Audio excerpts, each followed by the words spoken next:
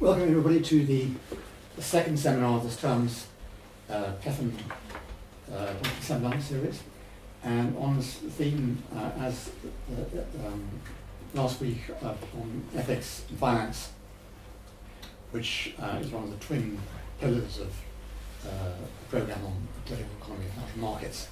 And today we have Professor John Mellor, who is Professor of Governance in Banking and Finance at the University of Leicester, and Chairman of the Foundation for Governance Research and Education, which is an independent charitable trust and non-profit body which is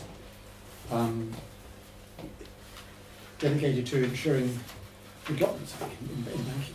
You had 20 years working essentially as a banker, listed in Citibank, and then you decided that you were going to quit your sinful life as a banker and join a monastic community of academics. And you were at the University of Exeter for, on working on governance issues. Yes. And sponsorship from NatWest. And now you're at Leicester. You did your first degree at Bristol. I did my first degree at Exeter, and my second degree at Bristol. Okay, your first degree at Exeter. But you were a chemist, right? Yes. I did my first and second degrees, my PhD in chemistry. So, unlike most political scientists here and economists, you're a true scientist. I was. Anyway. And then I did an MBA to get me across into finance. Right. Okay. So, today we're going to talk about a pragmatic approach to reform of banking governance and culture, and I'll hand over to you. Thank you very much. Thank you. And thank you, David, for inviting me. I met David at a conference at Loughborough, and he must have, well, I assume he was taken by the few comments I made, because he very quickly said, well, I come in to speak to a seminar at Oxford, and I was delighted to accept. Just let me run through what I'm going to do, say to you quickly. I make the point from the outset that I'm looking at this subject through a governance lens. This is about governance. That's my interest. I was an investment and merchant banker for a long time, and of course I spent my life dealing with boards of directors, including, I might say, with Adrian Cadbury, who is latterly deceased, I'm afraid, as you may know. So, we're looking at everything here through the lens of governance, on the grounds that at the end of the day, it's that board which is responsible for these institutions. Now, I shall therefore quickly just summarize, so to remind ourselves of what's involved in being a director. I'll get this very quickly. And then move into governance of banking in particular, and put up a framework which is an attempt to connect together what are the influences on that should be taken into consideration by the board of governors, by the board of a bank when considering it as responsible for governance. Now, these influences arise from a study with boards of directors of major banks in the city.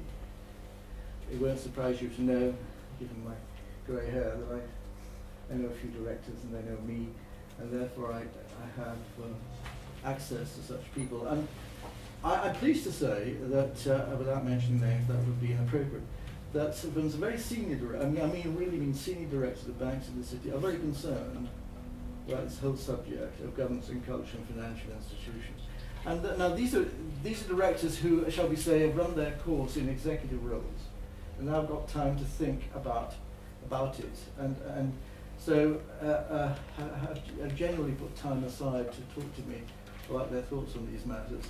So I'm going to select 3 banks, which we're going to look at carefully, but I'll refer to 2 other banks as well. So the point I'm trying to make is this is rooted in the real world, and that is why I set up this foundation, because whilst, as you're right, I think I have Catholic involvement in academia. I'm also passionate about linking, particularly in the field of governance, academia with the practitioner world, as are these directors. So there are some big questions, I think, which remain unanswered, and in this field of governance reform and cultural reform. And we're going to attempt to sort of have a look at what those questions may be, and point a direction where we might follow to understand these things. I think these are big questions which are not altogether, by any means, answered by regulation. There's been a lot done on regulation. I think you all know capital, liquidity, and so on. And regulation is not the answer. I'm not suggesting it's not part of the answer, but it's not the answer. And when we talk about governance, I think it's important to remember that, and this is an oft-used phrase, in governance, no one size fits all. There is no one model of governance. There may be a model of governance which contains some principles, but they have to be adjusted, as it were, or added to or taken away from, depending upon which institution, which bank, we're talking about banks here, is under the microscope, so to speak. I think that's important. Because I think if we're going to make any real headway in governance and cultural reform, we have to start looking at some major banks individually. Now, I'm not suggesting that there isn't a need to look at a lot of banks over time, but what I'm saying is I think we could learn a lot by looking at certain banks on a one-off, one by one, as it were. So let me then, as I said, let me just canter through, and I hope I get this right,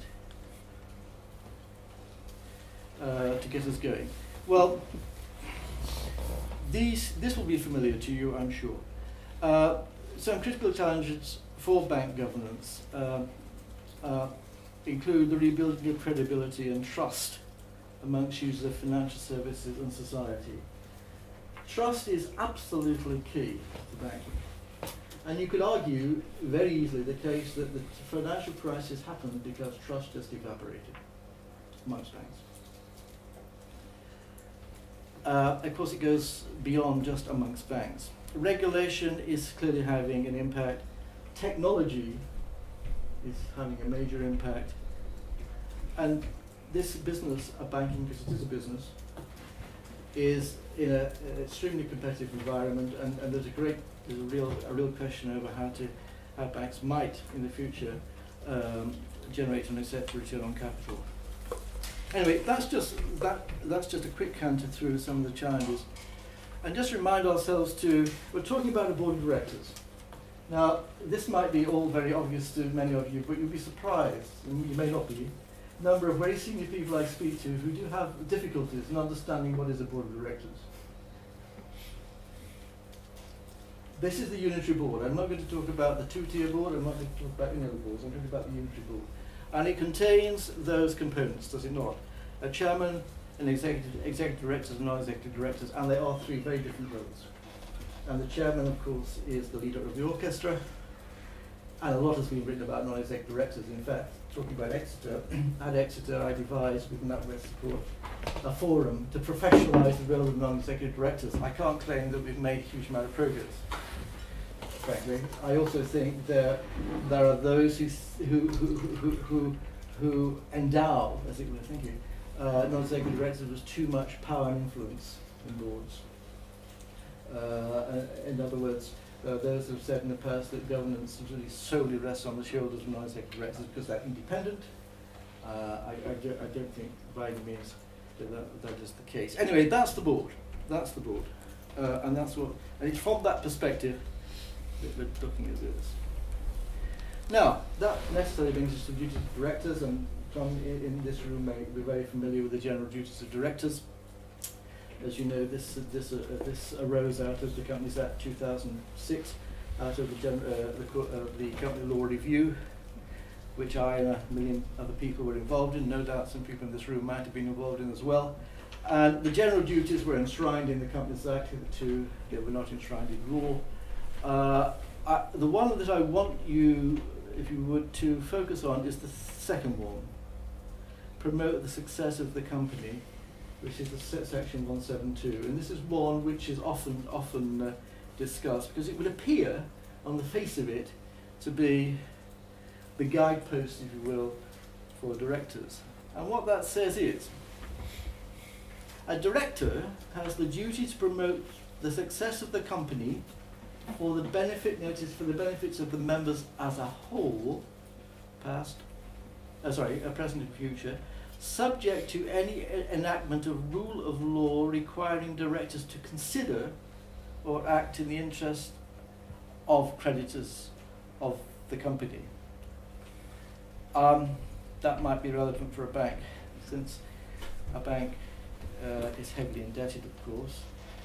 Directors must have regard to factors such as the likely consequences of any decision in the long term and the reputation for high standards of business conduct. When you read this, you think to yourself, were they really thinking this at the time of the crisis? And then to finish, and this really is an issue, until tested in the courts, the interpretation of this section will remain unclear.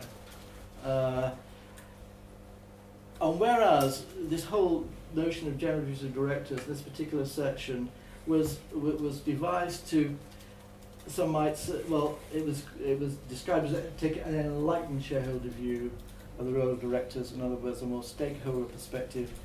The fact of them remains that the principle of shareholder primacy still holds sway.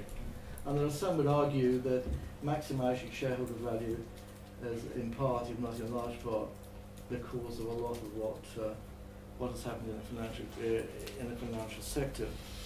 Okay, so let's quickly then just look at what's happened in the regulatory field.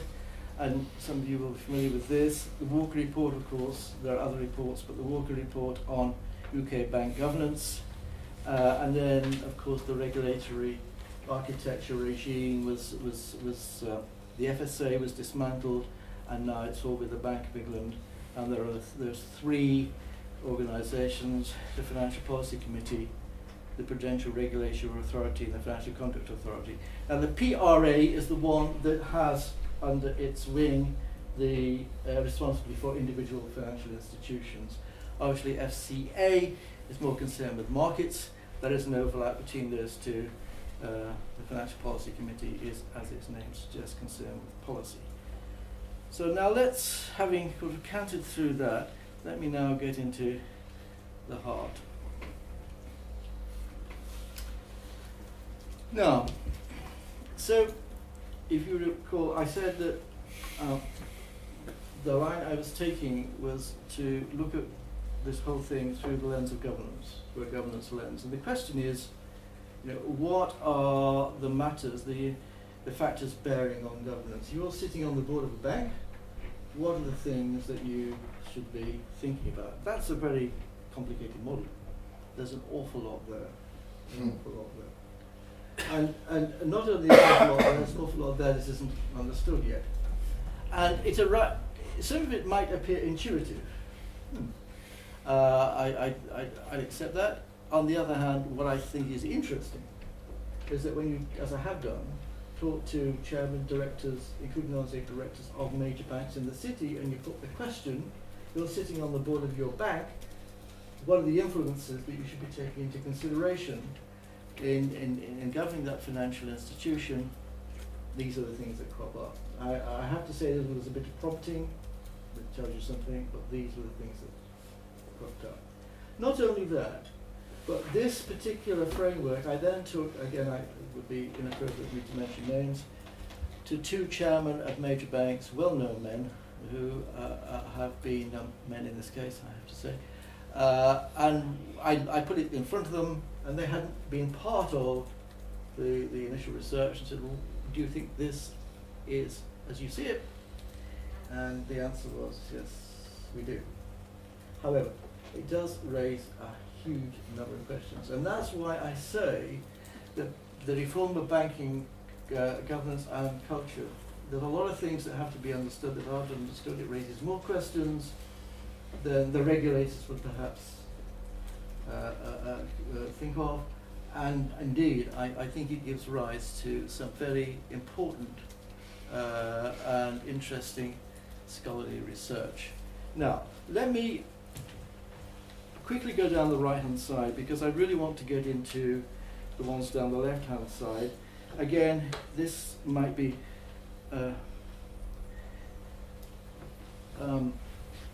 after this is in a sense intuitive, but the fact of the matter is that the political, economic and competitive environment for financial institutions, for banks at the moment, is extremely complex. Extremely complex. And here are some of the factors. So the political factors, which you'll be aware of, I'm sure. What's happening in the Eurozone, US election. We've been sent an anti-business sentiment around, and of course China is ever looming as a force in the global economy and the political scene. If you look at the economic factors, I don't think there's been as, I might be contradicted on this, but I don't think there's been the degree of central bank intervention as there has been of late. We understand why. We can argue as to whether it's correct or not. I think globalization is definitely questioned. Even world trade is threatened. And there are high levels of sovereign debt. I'm not sure that we know just how high. It wasn't long ago, of course, when if you lent as a bank, you lent to a sovereign, a country, then that was considered a risk-free loan. Need I say more? This makes banking very difficult. And then there's the whole purpose, the whole issue of competition. There is overcapacity in the banking sector. There's no doubt. And there are high levels of non-performing loans which we don't know about. I happen to know something about this, and I've been told not to even mention the figure because it would frighten you. If you were to look at the European banks and really scale their balance sheet for non-performing loans, it would frighten you. If you look at China and scale their banks for non-performing loans, it would frighten you. And you only got to think about the loans that some of these banks have made to industries which are no longer doing well, and you would probably conjure up a scenario which I'm describing to you without being indiscreet. And currently there's low levels of corporate investment, and of course interest rates have been at an all-time low. So you're sitting as a director of a bank with all the pressures that are on you to be more professional, to change the culture, and all the rest of it. And here you have all these external influences to deal with. It's not an easy time by any means. Then I think I should, because I'm sure somebody's going to ask me, well, what is meant by culture? And frankly, I've asked this question of several people, and nobody has ever been able to give me a real answer. But I just select a couple of things here, which I think helps me anyway to understand what I think we're getting at here. The culture of an organization is defined by its values, behaviors, and working practices. That word defined, I put in, the word before it was signify, but I felt defined was as good as anything, although signified is a very similar meaning. So it's something about values, which drives behaviors, and together that makes up working practices. And then perhaps the next paragraph is helpful as well. An organization's values and associated behaviors and patterns of interaction that work for the group, helping the group accomplish its purpose. And we're going to come to purpose again in a moment, that's my word. Gradually over time becoming cultural assumptions. This is all, by the way, taken from Agnes Holtz's review of Barclays in 2013. I should say that Anthony is one of my advisory board members. I said my foundation is involved in this, and it has within it an advisory board, and Anthony is one such advisory board member. So I think that maybe is at least helpful, because I'm waiting for the question, what is governance? Can I now go back to this diagram? So what we're going to do is look at ownership, business model, history, culture and purpose especially. And we're going to do it by looking at 3 banks. And I'm going to, I've not put it up on the screen, this will eventually in due course, I no doubt, go into a paper, but this is still a work in progress. I'm going to relay to you some of the input from the horse's mouth, i.e. the directors of these banks. Obviously, it would be indiscreet of me at this point to tell you who they are, but you'll see the names of the banks. Okay, I'm going to say one other thing as well. I think one of the things that we haven't yet, those who are interested in doing something about banking governance reform and culture reform, haven't really focused on the purpose of the bank.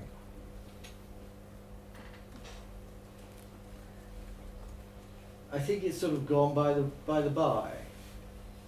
And yet if you look at some banks today, they seem to be multi-purpose. Is that reasonable? Is that governable? We shall look at that in a minute. But it strikes me, unless you have a clear idea of what the purpose of your institution is, you can't even start. You've got to start.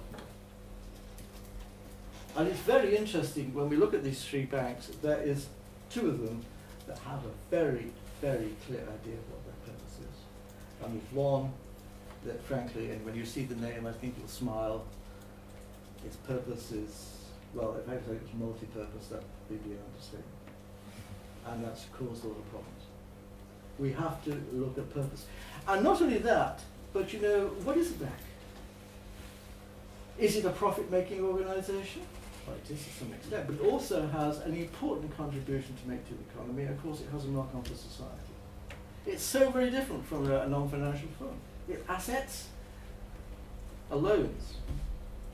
Its liabilities are deposits. In other words, someone else's money. Or funding from other banks, someone else's money. We talk about regulators and supervisors being able to have a handle on banks. How on earth can they? The only people who know the quality of those assets are the bankers. Believe you me, I've been there. I knew. The supervisor didn't know. Not even the Bank of England governor, who used to weigh, as they used to in those days, just sort of blink or ask you for tea, and you would report back. But no way do the regulators and the supervisors know the quality of those assets. And so we had this notion of risk-weighted assets to decide how much equity a bank would require its balance sheet to make that bank safe. What? I bet if I went round the room here and gave you a list of assets and asked you to give me a risk weighting, I bet you I'd get a variety of answers. And they're all well argued. All well argued. I mean, I've argued them in the past.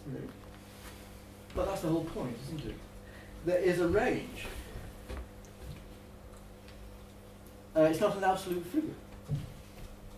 And therefore, if there's a range, it's going to, from that difference, from those different numbers, there's going to be derived a different level of equity required to support that balance sheet worth of assets.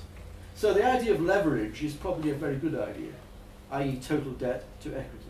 It's a very simple notion. I've worked with it all my life as a banker, but I think it has some merit. And the risk-weighted asset idea has really played into the hands of the bankers. It's very easy. It's very easy to convince a regulator that your view of a particular loan is this. How is a regulator going to know? How is a supervisor going to know? So I think there's a limit to what regulation can do.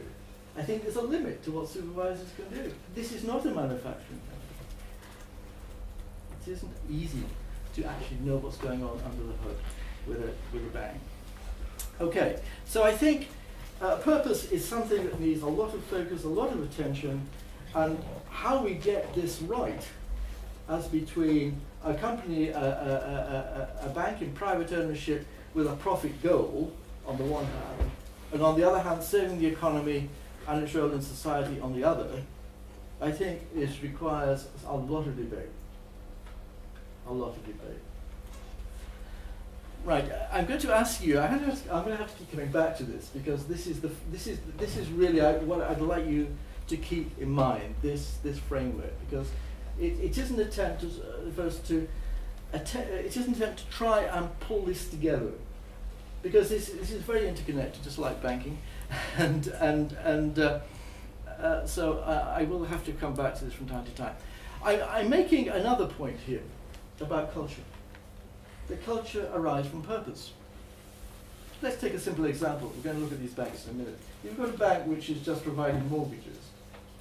That's its purpose, provide mortgages. And a bank, on the other hand, which is providing advice, mergers and acquisitions, capital raising. The purposes are different. I suggest to you the culture is going to be different. There are going to be maybe some similarities, there are going to be some differences. So it's important that we look at purpose, I think, in order to come up with a culture which fits that purpose. So let us now skip over that, and start with this one. I said ownership is important, and all I've done here is provide you three examples. Ownership, three ownerships models. Nationwide, as you all know, is a mutual. The next one is a private partnership, and the next one is a listed bank with a multitude of shareholders. So let's just look at Nationwide. It's a mutual, it's owned by its members, and the largest building society in the UK, and its main business is residential mortgages. You sit back and think, what are the governance implications of that? You might argue, well, it's fairly straightforward, and I think it is fairly straightforward. It is when you compare it with something we're going to have a look at in a few minutes. So what does a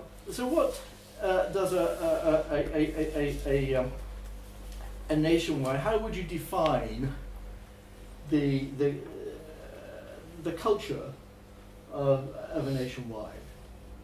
Well, let me tell you that the director of Nationwide defined the culture as customer first, and I think what's most important, profit optimization, and not profit maximization, which you might expect from a mutual. But of course there's some disadvantages of a mutual. It doesn't have access to capital. However, it defines its goals as far as profit is concerned. It's able to do that. Profit optimization, provided it satisfies the needs of the members, versus profit maximization, because it doesn't have any shareholders. So let's just start with that. That's I think quite a simple model. And I'm not suggesting that it isn't, well, it's certainly a recognised model. I'm not suggesting that it's not a usable model, because clearly there are examples of cooperative banks, and this is one. But we all know of one that failed, called Cooperative Bank, and that was a mutual. And so I don't buy the idea that the answer to all of this is to convert all the banks into mutuals. Do you mind taking a clarification? No, not at all. Could you just say a little bit about what profit optimization means in your mind? Yeah, well, that is something that's set by the directors to satisfy what it believes the members consider to be a decent level of profit. Okay. Now, so that suggests there's some interaction between membership and directors, which there is. Okay. That's really what it means. Now, but it is nevertheless a form of ownership which is recognised and it works in certain circumstances. And its purpose derives from its business and the culture likewise. So that's one example of ownership which and its implications for governance are, I think, fairly straightforward. And how does that form of organisation raise capital? It can't. It Well, can't. then- It can't go to the markets, is what I'm saying. It Then can't the go to the question markets. is, how does it expand? Well, it has to borrow. Right. Now, it can borrow on sort of longer terms. In other words, it doesn't necessarily just go into the market, into the interbank, which it can, into the interbank market and borrow from other banks. It could float a debt instrument of some sort, which it has. Yeah. Yeah. Thanks.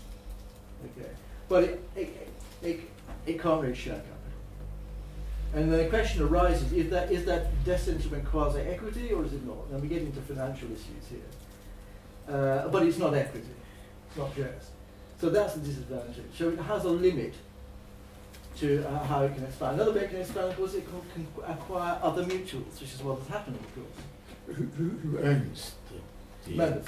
members? Members own. Members own. But so with the permission of the members, it could acquire another organisation. But of course, what has happened with mutuals, and we know who they are. Halifax would be a very good example. They're listed on the stock exchange. They were bought by Lloyds Bank, and I think the story has been told too often for me to wish to repeat it. So anyway, that's a little on mutuals. But let's now move to, and I have to confess straight out, this is one of my favourite banks. Now, why is it one of my favourite banks? Actually, it reminds me of my own background, which is in family business. Here is a bank which is 200 years old, and some of you may know it very well. Some of you may even know some of the players. Anthony Rothschild is, as I said, he's the vice chairman of corporate finance with Rothschild. He's on my advisory board. He was senior partner at Freshfields. I do know the Rothschild board, as it happens. So, here we go. Founded 200 years ago and remains a private partnership controlled by the Rothschild family. It's made business as corporate finance, advisory internationally, with a strong presence in Asia and Europe, but not much so in America. Now, if I were to ask you, can I put the ball back into your report, what would you think, before I give you all the answers, what would you think, from a government's point of view, is the main concern of this board? Because, let me just add one or two more things. This is a corporate finance advisory business. This has not got a huge capital. So you look at the balance sheet of Rothschild, this doesn't measure up to a Citigroup or a JP Morgan. It's small. And yet, I think you would all agree, it's very successful. And it's well known. What do you think, therefore, is of most concern to the governors, the board of directors of this bank? Reputational risk. Absolutely. Reputation and risk. Reputation. This bank punches above its weight.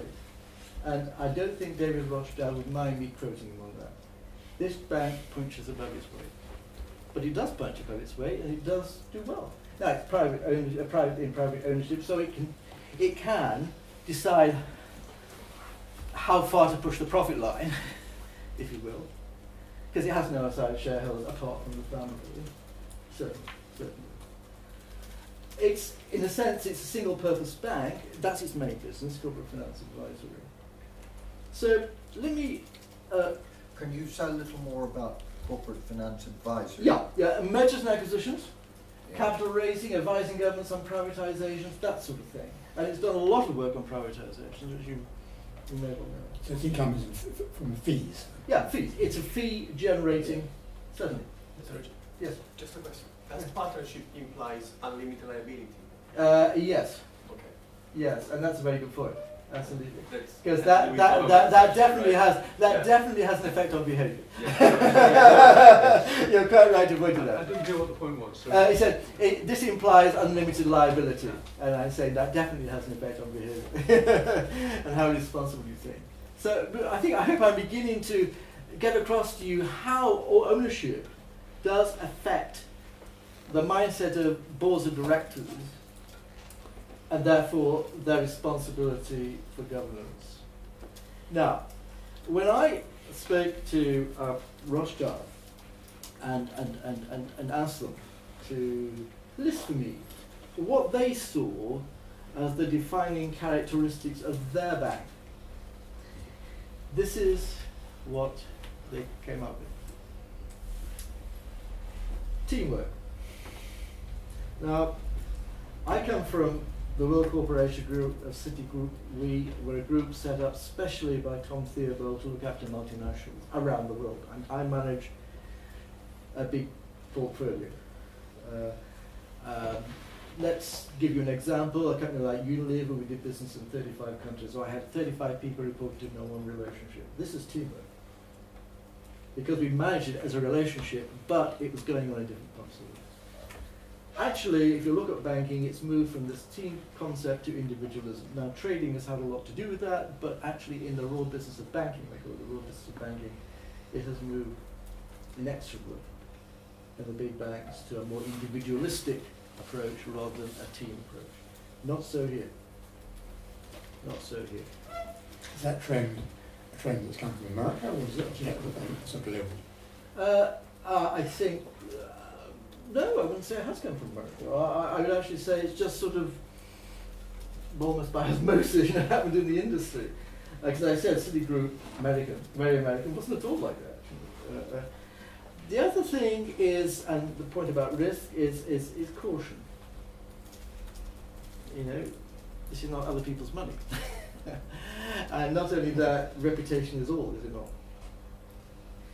Which brings me on to the point about reputation. That is, maintaining the brand, the Rothschild brand, is absolutely key.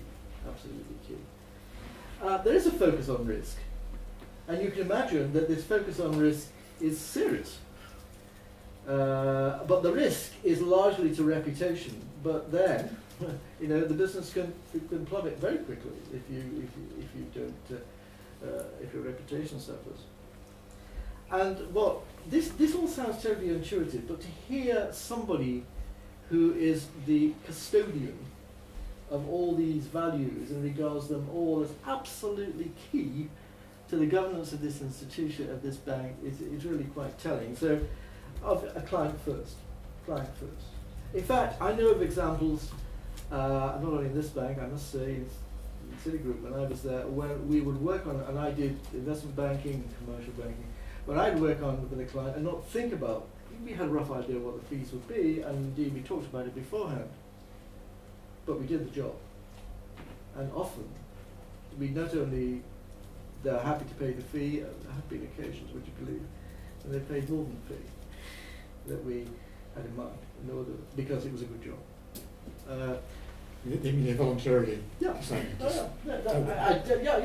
I mean, have I heard that recently? No, I can't say I have. Of course, a very great concern for the staff. Very great concern. This is teamwork. But at the same time, you choose your people carefully. Now, I guess it says a little note here, respectful to shareholders. Of course, the shareholders are the family, but there's clearly something going on between the shareholders here and the bank, in that the employees of the bank, and I'm sure this isn't, this may not be as perfect as it sounds, have some respect for the shareholders and what they earn from the bank, because they recognise, of course, the shareholders, in this case, are taking all the risk. High quality of business. Do you know, if anything has gone wrong in banking, is that people have accepted business they should not have done. I've turned down business in the past, even if it's worth £1 million in fee. I can mention certain names. I will do. Robert Maxwell. Anywhere near him. Anywhere near him. Just wouldn't touch him. It would have been a reputational risk. We might have made a lot of money, we might have lost a lot of money. And then there's somebody else there, who you might think was a reputational risk, Jimmy Goldsmith. Now, Jimmy Goldsmith was thought of as a bit of a, I think, deal maker, deal doer. Certainly. I managed the whole relationship the bank had with his group. I had a few people working for me on it, of course. I can talk about these things now, I'm sure. Well, I know I can. But the interesting thing was, he was actually risk averse. In other words, he would measure the risk he was taking in any deal and put it up against the benefit and make a decision. And we would construct a financing arrangement which minimised our risk too. And quite complex structures, I will be the first to say that. very complex structures. He wasn't a Robert Maxwell. He wasn't a Robert Maxwell at all. He spotted opportunities, and he certainly made money out of it, a lot of money. But actually, he didn't take huge risks, which I don't think is that well known, but he didn't. He didn't. Anyway, high quality business, high levels of competence, obviously, avoiding conflicts of interest. I mean, when we come to the next bank, conflicts of interest are just everywhere. Everywhere. Well, this is the next bank, not in Rothschild. And then last but not least, is this feeling of partnership. You know, you're actually not working for somebody, you're sort of working in partnership. I think that's been lost by and large in banking, what I can see. So that's sort of Rothschild. I'll just... Question yes, certainly. over here. Certainly, yes, certainly. One of the things that's interesting about what you're saying Mm-hmm. is that it's quite common in economics and ethics Yep. to talk about people having a different way of operating in the family as Yep. opposed to in businesses. Yes. And what I'm hearing in a very human description of the values Yes. of this term is almost like a blending of those things. Is that fair? A blending of family and... Family and business. Yes, Yeah. very definitely.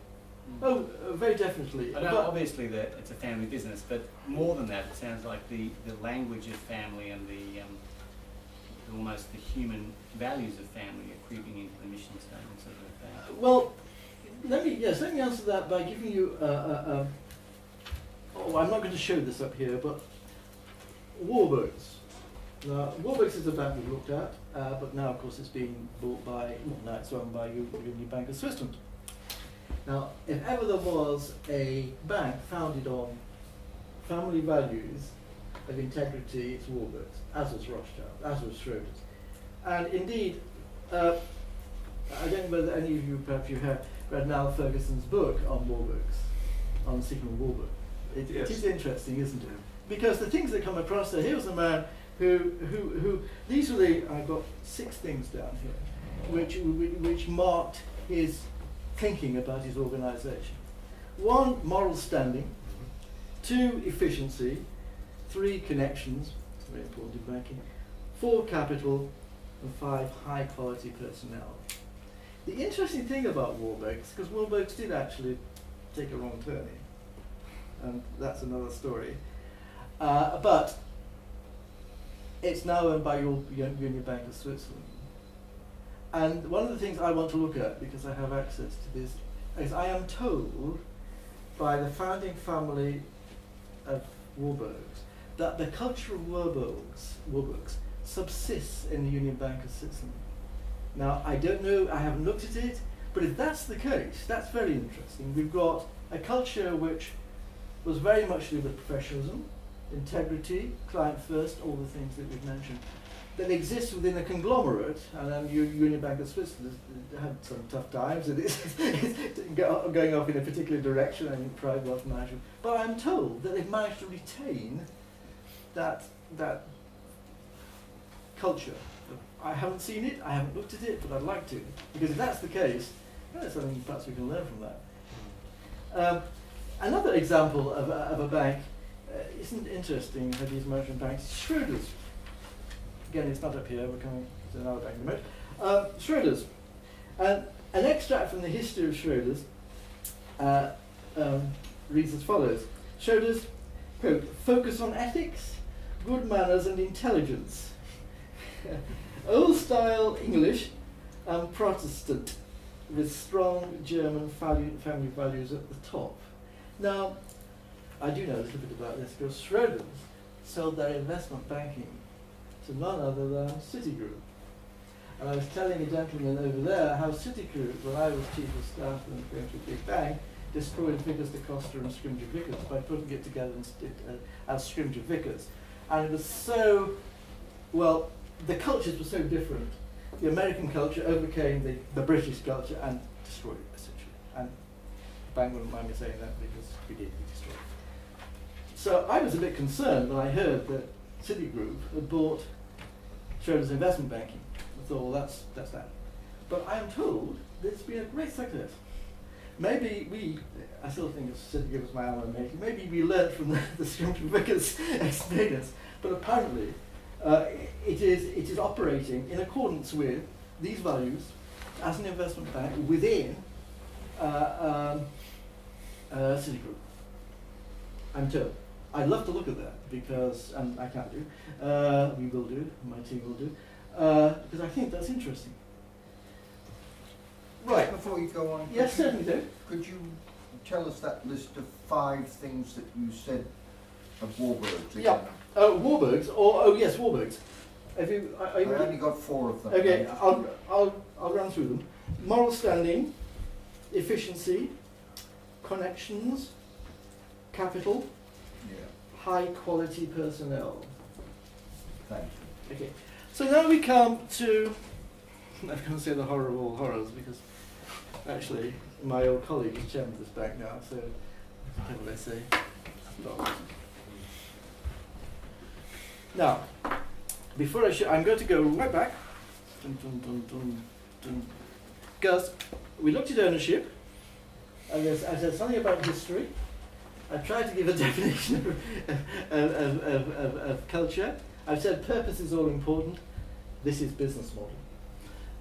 The business models of the 2 banks we've looked at is quite straightforward, really. Mortgage and corporate advisory. Excuse me.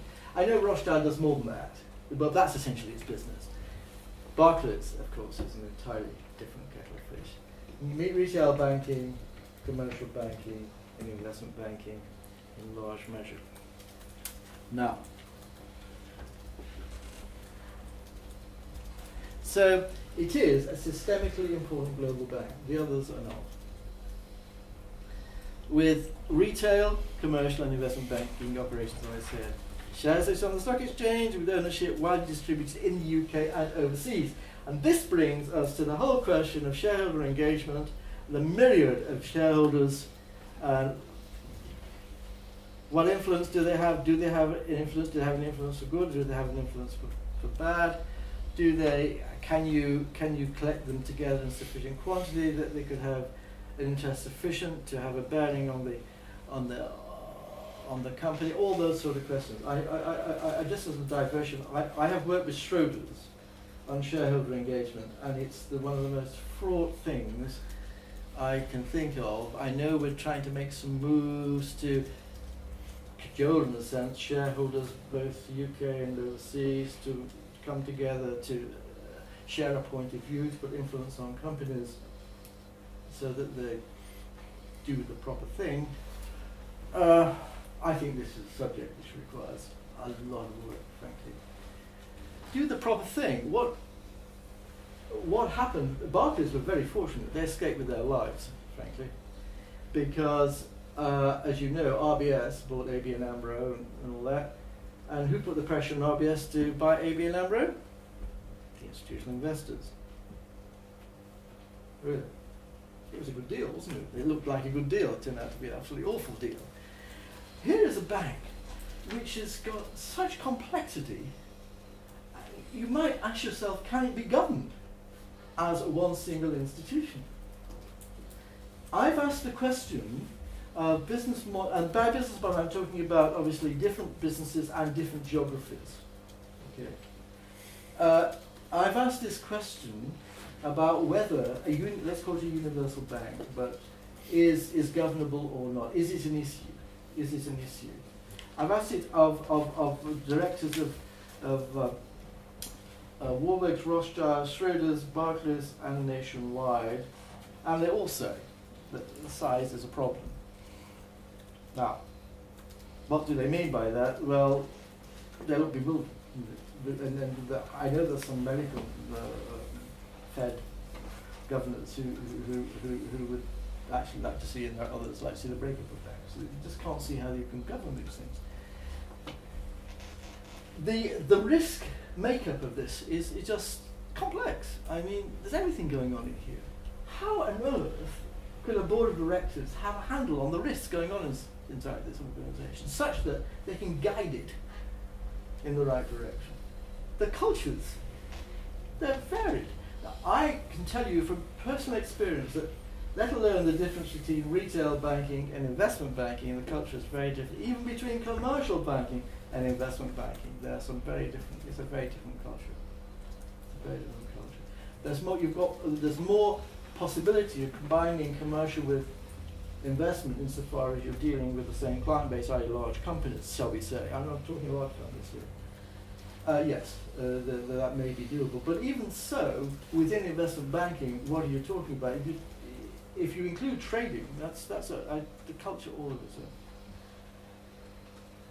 I've talked to Anthony about this quite a number of times. How then, Anthony, do you think that Barclays can pull all this together and have a handle on the culture? When we've got all these subcultures. And we don't know, frankly. The answer might be, well, you have some high-level set of principles, and then you work from there. But this requires a lot of work. So Barclays, therefore, is a very interesting example, and of a business model which raises a lot of questions. So much so that in the fullness of time you will discover that we will do a lot of work on it. But to do work of this sort, you've got to have access at board level, and then trickle down from there. You've got to have access at board level. And to get inside the minds of those directors, shall we say, takes a certain, looking around this room, maturity, and I'm sure they don't easily tell you what's going on. But it's important to know what's concerning them. So you could say, here is a bank, Barclays, that was founded by Quakers.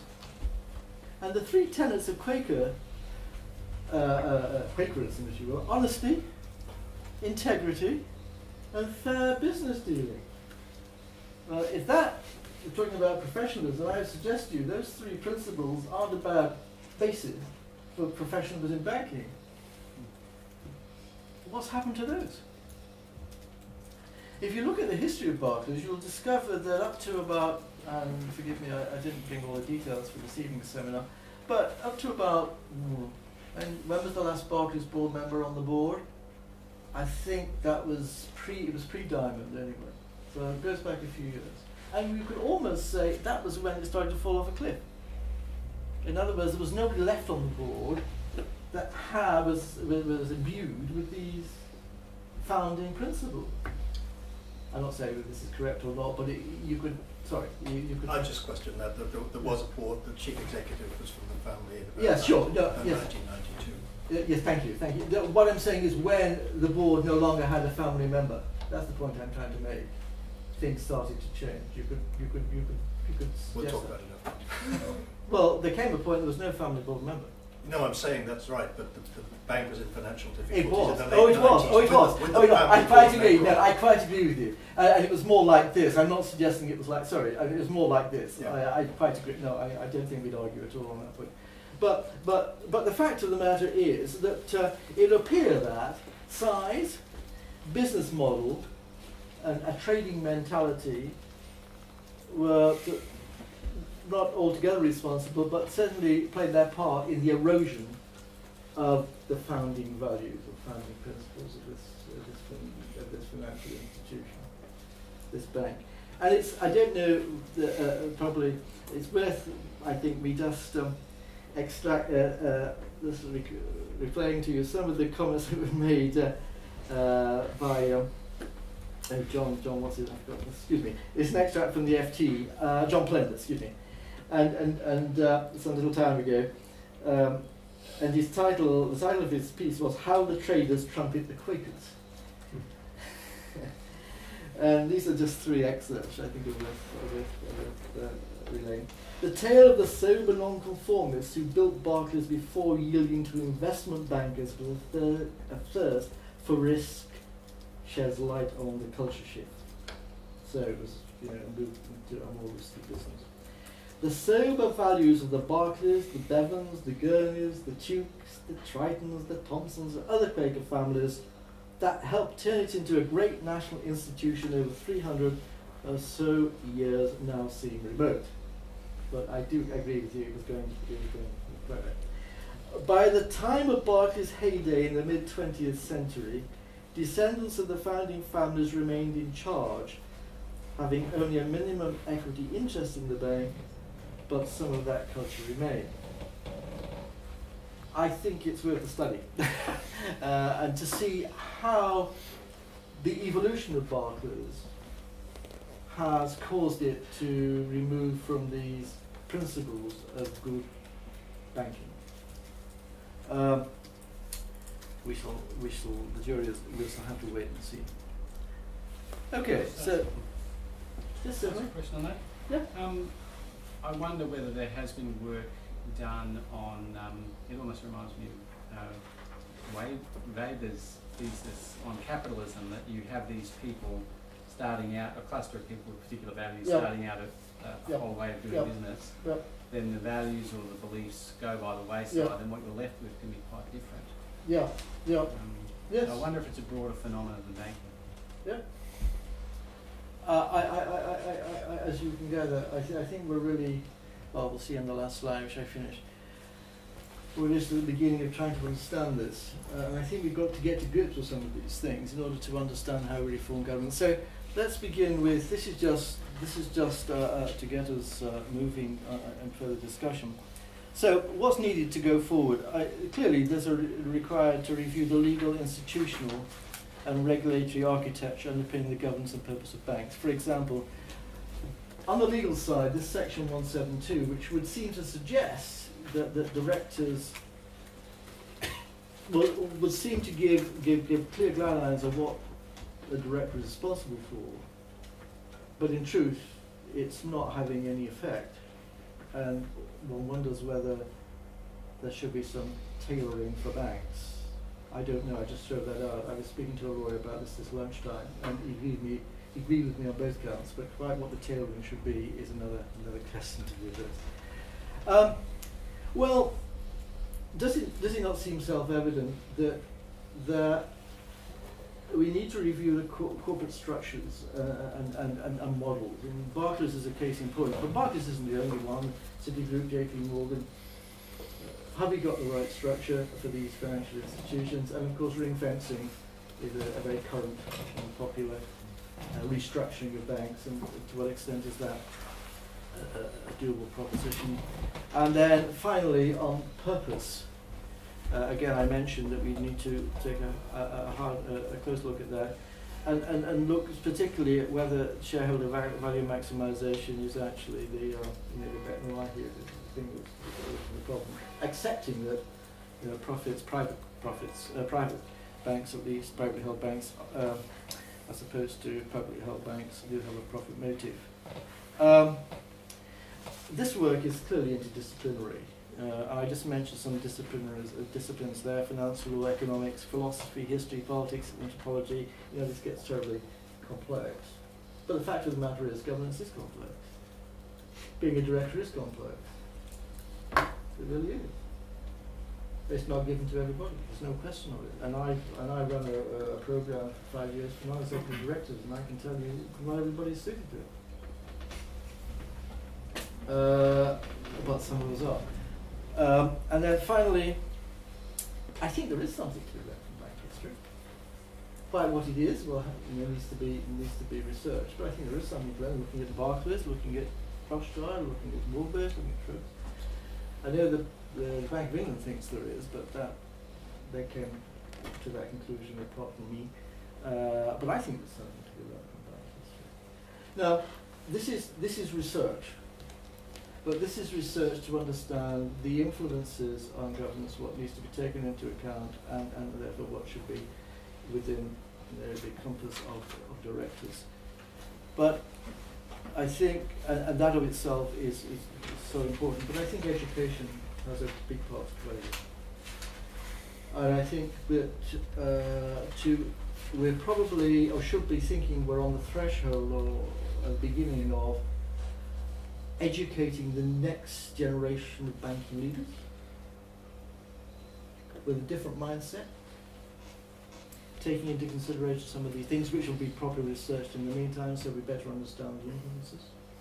a better understanding of the role of banks in society, and so on. So I think there's a big, that's education, I know, but I think the universities have a big part to play in this.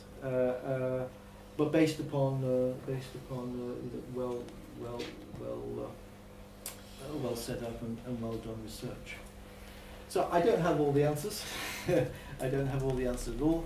I just think that regulation isn't the total answer.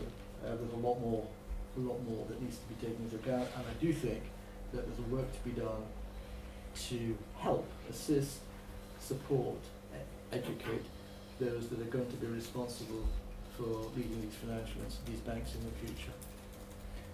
Thank you, John. Thank you, John.